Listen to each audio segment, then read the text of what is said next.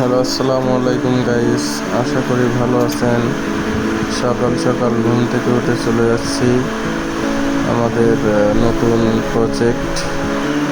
আমরা কিছু জমিতে পাট রোপণ করতে হচ্ছে, পাটের বীজ।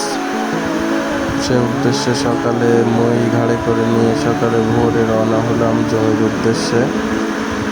যাচ্ছি ধান, এখন আমাদের এদিকে ইরি ধান হচ্ছে, চারিদিকে ধান আর ধান, প্রচুর ধান চাষ হয়েছে। সকালে আব্বু আসছে মাঠে, এসে অলরেডি জমিতে পানি দিয়ে দিছে।